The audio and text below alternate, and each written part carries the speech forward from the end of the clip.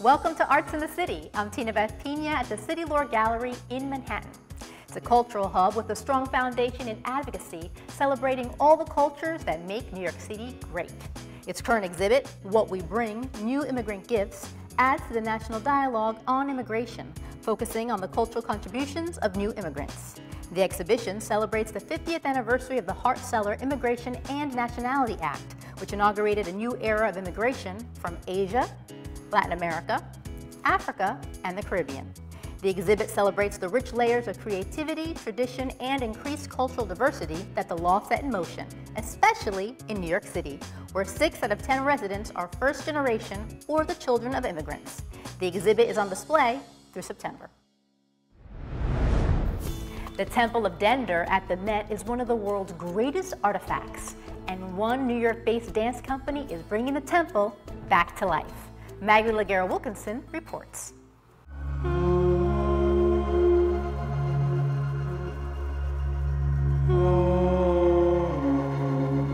The work started with a work in progress last year. It was the beginning of just learning about the space, feeling the temple, its scale, its political, religious, and value also as an artifact, its journey from being a temple to being here at the museum. It's a constant actor and presence in the piece, and it made such an impact, and an impact really continued through a year later. We're now starting to complete the work.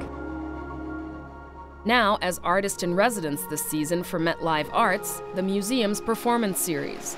Andrea Miller is the first choreographer in this position.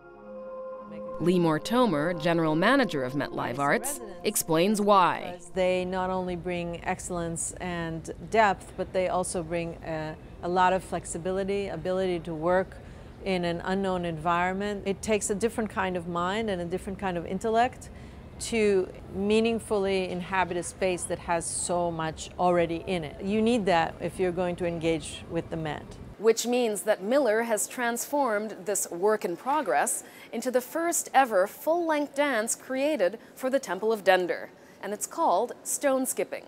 Miller works collaboratively with her dancers to develop the dance and to find a unique physical vocabulary that speaks to the temple experience. In our life cycles as humans, where will this temple be in 2,000 years? Where will we be in 2,000 years? What has it gone through in these last 2,000 years? So using the temple as sort of a way of reflecting on our human journey. The biggest theme is our environmental degradation that's happened in the last 50 years. Andrea Miller and Gallim have been hailed in the dance world for their passion, originality, and physicality. I mean, they're just beautiful dancers. Their practice is super physical. They do amazing things with their bodies, terrifying things. Sometimes, you know, the mom in me is just screaming because I see what's happening with their elbows and their knees, and I'm just like, oh my God, please, somebody take care of these children. Miller's original voice is even reflected in the name of her company, Gallim. The name came to her while dancing with the Bat Sheva ensemble in Tel Aviv. Gallim means waves in Hebrew, and this word and this name came to me when I was living in Israel, dancing there. And I would walk to the studio through the shoreline and watch the surfers in the morning surfing. You feel this momentum, and the surfers are sort of carving their voice inside of that impenetrable force that you really can't alter. All you can do is sort of have a voice within it. Having the Met visitors watch their rehearsal just adds to the Gallim experience. They immediately are invited into a conversation. As simple as what are they doing, or what's the meaning? And to me, that's just exactly why we're doing what we're doing, is to sort of invite this experience of searching for meaning, and especially with the temple, and make the stone skip, hopefully, again. To see how Gallim made stones skip again, you can watch the whole performance on the Met Museum's Facebook page at facebook.com/metmuseum/videos. And in May, don't miss Andrea Miller and Gallim and a new work at the Met Breuer, where you can go see open rehearsals and a new performance. I'm Magalie Laguerre-Wilkinson for Arts in the City. Over the last 100 years, Penn Station has had several changes, and there's more to come. In this edition of Talking Movies, Neil Rosen shows us how the structure lives on in film.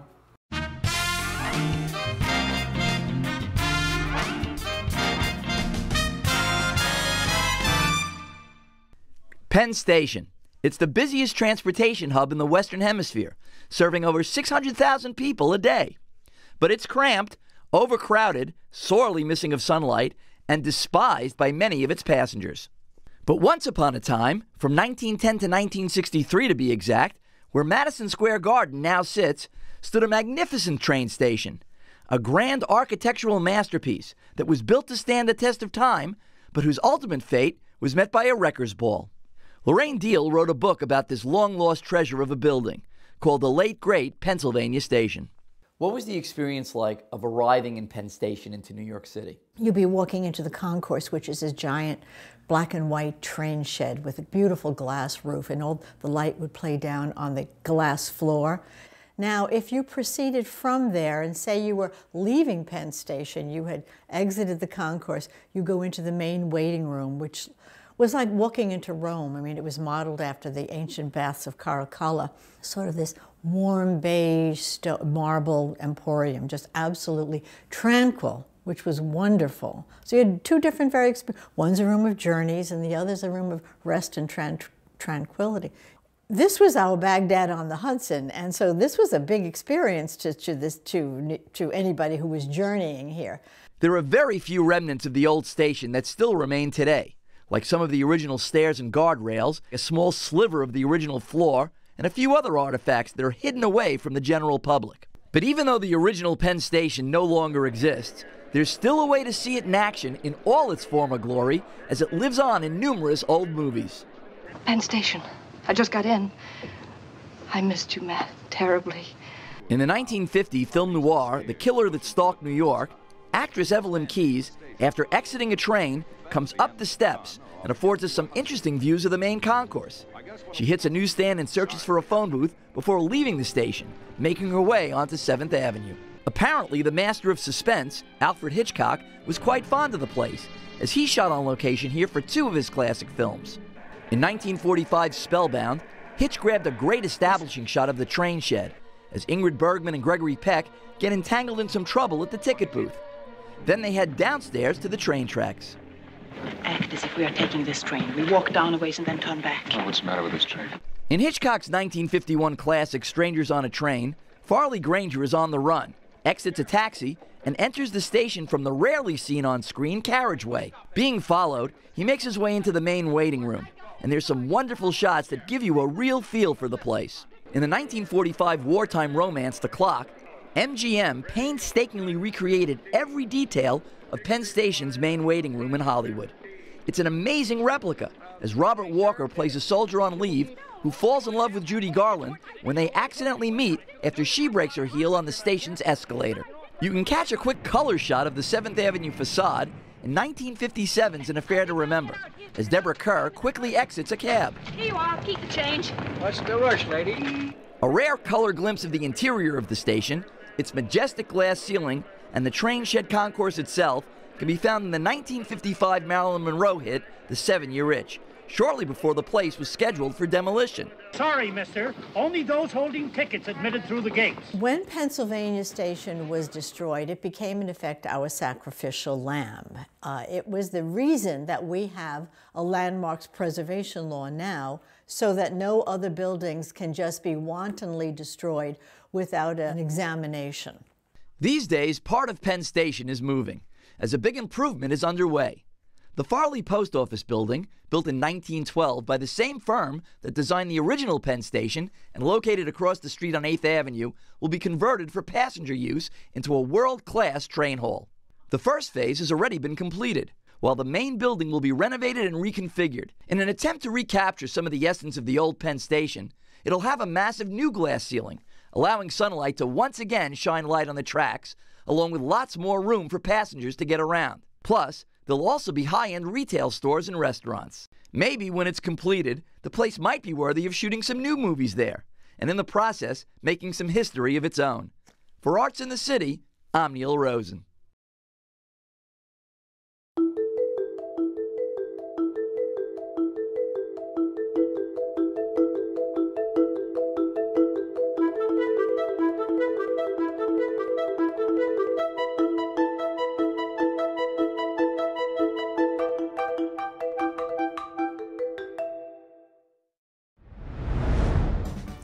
you have an old jukebox that needs a little TLC, there's a fellow in Brooklyn who has just the right touch.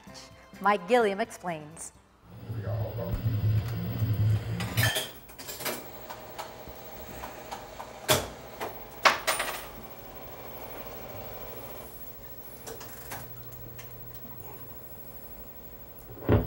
Many a tear has to fall. The jukebox, a staple of almost every diner and bar for decades. The rich-sounding quarter-eating machine in the corner that's the basis for many a memory. There are still thousands of the old vintage jukeboxes around. And when they break down or you just want to know about a machine, there's no better authority than Perry Rosen, the jukebox guy. He both repairs and collects them. Okay, so this is your workshop. Yes. Over at my workshop, it's common that I will rebuild a jukebox amplifier. The amplifier is the heart of the sound system of a jukebox. It takes the signal from the record and amplifies it so it comes out of the speaker. These are called vacuum tubes. This is all old technology. And what tends to happen to these is these are old components that were put in this 50 or 60 years ago. They all deteriorate from the inside out, causing all kinds of problems with these. So what I do is I rebuild it, put all new parts in there, and this thing ends up sounding like new. Hey there, you with the stars in your eyes. So Perry, tell me about this machine. This is a 1946 jukebox made by Wurlitzer. More of these were produced than probably any other jukebox ever. Due to the war effort, there was a lull in jukebox manufacturing. It plays 78 RPM records. And he'll kiss your lips. Okay, Perry, so what about these? I want to see when they started to play the 45s. Well, the 45s came out in the 1950s, which was a more modern format. They were made of vinyl, and they played quieter and smoother. This is known as a Silver Age jukebox.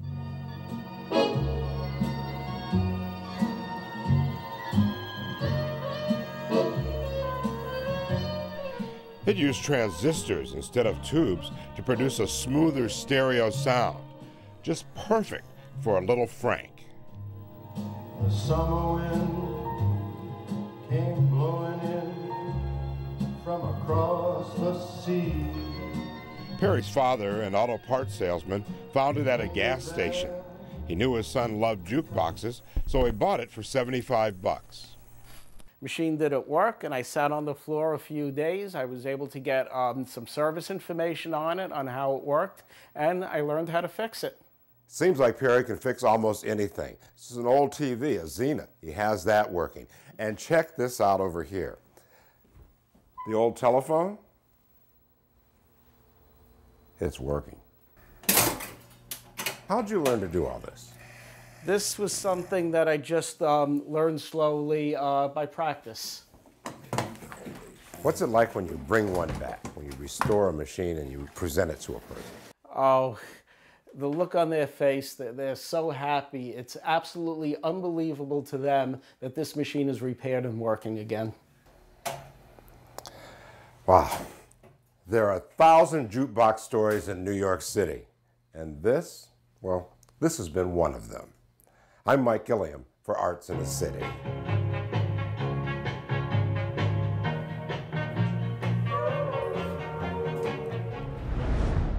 Manhattan. It can drive you crazy. And it drove cartoonist Roz Chast to write a book. Barry Mitchell has that story. Need practical advice for surviving Manhattan? New Yorker magazine cartoonist Roz Chast to the rescue with the ultimate manual, Going Into Town, a love letter to New York, where you learn... You never look anybody directly in the eye, because that person could be a nut, and you don't want to set the nut off. Roz grew up in Brooklyn and began venturing into Manhattan by herself when she was 14. I went to the Art Students League, and I knew that this is where I wanted to be. I just loved it. You got the idea for this book from your daughter? Yes, yes. My daughter she decided to go to college in Manhattan, and we live, when I had my children, my husband and I, we moved outside of the city to, as I say in the book, a pretty leafy suburb about an hour north of Manhattan. She actually asked me, what's a block?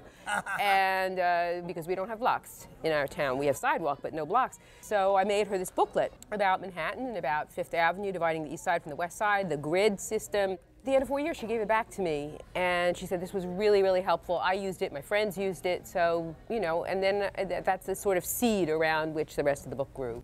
Explain to everyone why we're doing this shoot in a store that sells ribbon. One of the things I love about Manhattan is that you can just wander down almost any street and discover incredible stores like this one where there's just hundreds and hundreds and hundreds of kinds of ribbon. Oh my God. Your sense of wonder about New York City is what's so amazing.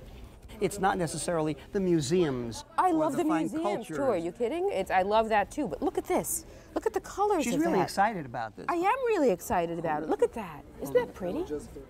Fascinators. Those are hats. Fascinators. I never heard of that.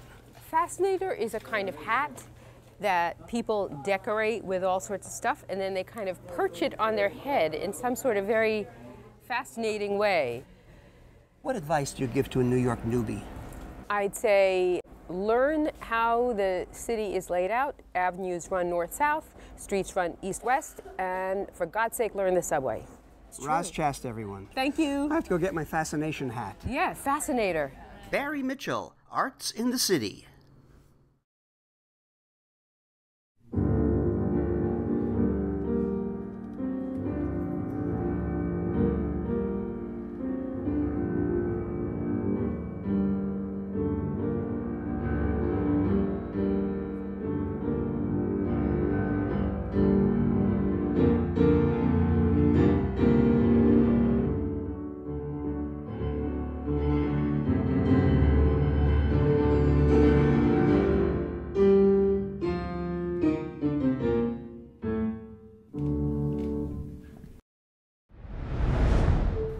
An Israeli artist who works in many mediums, including water pressure inside metal, has opened a new gallery in New York City.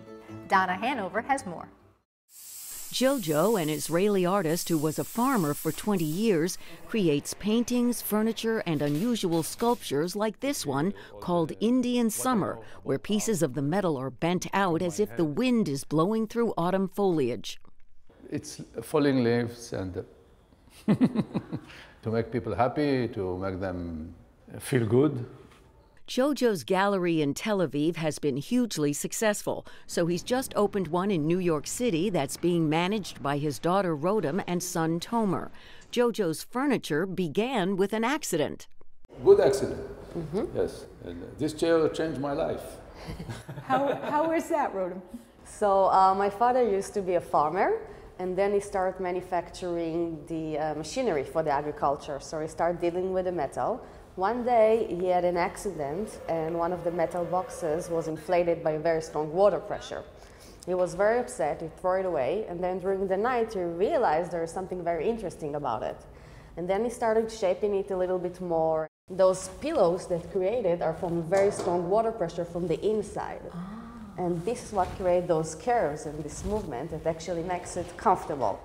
JOJO's given name is Joseph Ohayon. He was born in Morocco and moved with his family to Israel at the age of 6. I know this painting is very dear to your heart. Why? When I finished to paint him, this paint, it was new for me. My mother died.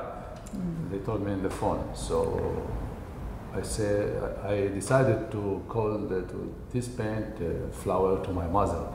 So Flowers for Alice. Yes. For Alice. Yes, Flower for Alice. Now, your mom raised 10 children, right? Yes. Correct. She must have been a busy lady. Yes. Happy mother. Yeah. She worked hard, but we was a good family and happy family. How did JOJO's dad support them? In Morocco, he used to manufacture paint. And then when they moved to Israel, they opened a new business. They opened one of the first print shop in Israel. So my father used to work over there as a very young boy, since he was 11. And it was a very artistic environment. JoJo's wife, Ganit, has inspired some of his work, including this wall sculpture. This is my wife, my lovely wife, Ganit. I was outside and I see her washing dishes, and I thought, oh, it's good to take a picture. And I do that. She not like this in the beginning. After this, I make from the picture this sculpture. Yeah, she's smiling. It's very feminine. It's very soft. There's something very beautiful about this simple task that everybody is doing. JoJo has created many other wall sculptures and tall metal vases. A lot of people like the curves that you can see in the shape of the metal vases. They're like a couple, they have a relationship, you can arrange them differently, you can play with the relationship. JoJo's main workspace is near the Dead Sea. He's done very large works like this one made in the shape of the Dead Sea and covered in tiny mosaic pieces designed to survive in the searing sun. His painting style is very active. I like the movement. It's like yoga, sport. I can move, I can jump. He says the technique of pouring from bottles of paint is especially good for creating abstracts of women because they have curves. In the end, after I finish, and people put this in the house, give them feeling a harmony, warm place, family. And you can enjoy that feeling of harmony whether you are looking at his art or sitting in it. These chairs really are comfortable. JoJo says it's not hard to keep the creative energy flowing, and he's thinking of incorporating some New York City themes into some future work. I'm Donna Hanover for Arts in the City. The South Street Seaport is a designated historic district, home to Bowne & Company Stationers, one of New York City's oldest businesses and today's hidden gem. Bowne & Company Stationers, which is at 211 Water, is really modeled after Bowne & Company's operation around 1875. They were first a dry goods store. They acquired a printing press and started offering more kind of general stationery until they became eventually one of the largest financial printers. In 1975, they donated a large collection of presses and type to the South Street Seaport Museum, which created Bowne & Company Stationers. And then in 2012, we expanded to Bowne Printers to be able to offer things like education classes. The museum does have a very large collection of printing presses. The current number is 34 presses. 18 of them fall in what's called the working collection, or presses that we actually use every day. The oldest press that we have is patent dated to 1813. It's called the Keimer Columbian. From that, we have what are called iron hand presses. The iron hand presses are kind of the older model of presses that did everything. These are operated with a foot pedal and are kind of more automatic. The iron hand press did every job. It would have printed books and newspapers, it would have printed business cards and postage stamps. Going chronologically from there, and then you have what's called job printing. It gets its name because you could come in and order a job. Job printers were really kind of a foundation of an active commercial neighborhood. Typically they're smaller sheets of paper, only one page, so you're not printing books, you're now printing smaller things like stationery. So the collection is not just presses, it's also the type that you need to set. The museum's collection consists of over 2,400 drawers of movable type. Most of this wood type comes from about 1880 to 1920. A large percentage of that has never been digitized. So we have our own specimen books. Right now, we probably have a couple hundred faces in lead type. It only exists in movable type. So for us, that's what we think is really special, but also really exciting, is that you can use that 19th century equipment of doing things the old-fashioned way, but also still keeping them modern. And we're happy to talk about letterpress printing, and if you have any kind of stationery needs, we like problem solving a lot too. So we have everything that we print and we do custom work, so you should come visit.